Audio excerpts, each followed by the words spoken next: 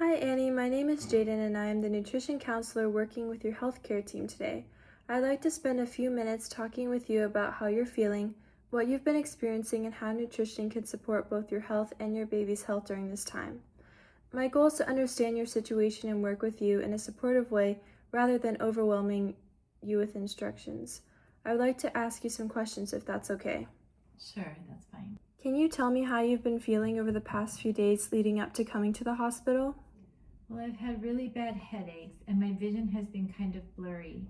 I also noticed my baby wasn't moving as much, which scared me. That sounds really concerning, especially with those changes happening all at once. What was going through your mind when you noticed that? I was really worried something was wrong with the baby. I've had pregnancies before, but this one feels different. It sounds like this experience feels more intense and alarming compared to your previous pregnancies. I also want to acknowledge that coming to the hospital right away was the right decision. You paid close attention to your body and your baby, and that's very important. What concerns you most right now? I'm just scared about what's happening with my blood pressure and the baby.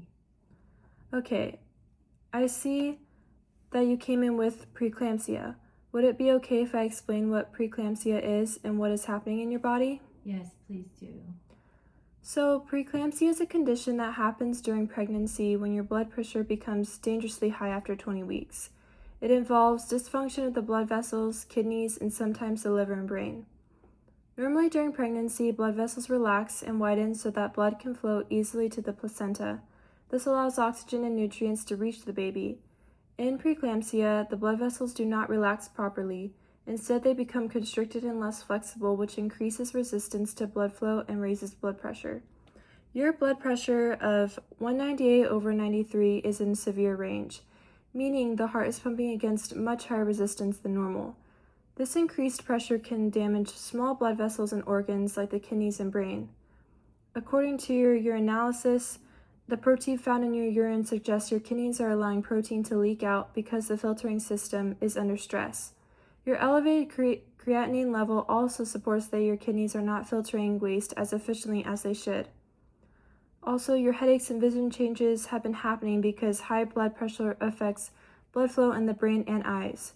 The decreased fetal movement may suggest the placenta is not delivering optimal oxygen and nutrients, which is why close monitoring is very important. Before you came to the hospital, can you tell me what your eating patterns were like recently? Honestly, I haven't been eating much. I've had nausea and just didn't feel hungry. That makes sense, especially when you're not feeling well. During pregnancy, especially in the third trimester, your body and your baby have increased nutritional needs. Your baby is rapidly growing and developing organs like the brain, lungs, and liver. Because of that, nutrients become even more important during this stage. Protein is essential because it supports growth of fetal tissues and the placenta.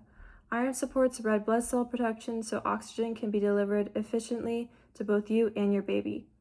Calcium and vitamin D support bone development, and healthy fats like omega-3 support brain and nervous system development. Even though nutrition is important, I also want to emphasize that preeclampsia is a medical condition that requires close medical treatment. Nutrition supports overall health but does not replace medical management.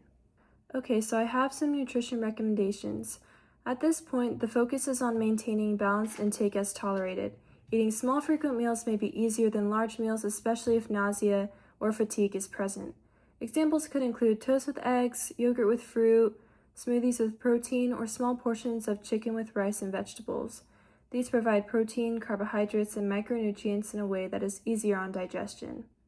Staying hydrated is also important unless your medical team gives specific fluid restrictions. Fluids help support circulation and overall organ function.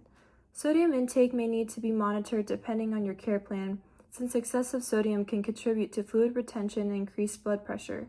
Right now, the goal is not perfection with diet, but supporting your body as is it being medically stabilized. When you think about your recovery after delivery or once things stabilize, what kinds of healthy eating habits feel realistic for you? I think I could probably focus on eating smaller meals more often. Big meals have been hard for me anyway. That sounds like a very reasonable approach. On a scale from 1 to 10, how confident do you feel about trying smaller, more frequent meals? Maybe a 7. What would help move that closer to an 8? Probably if I had easy foods ready and didn't have to cook much. That makes sense. Having simple prepared options can make a big difference.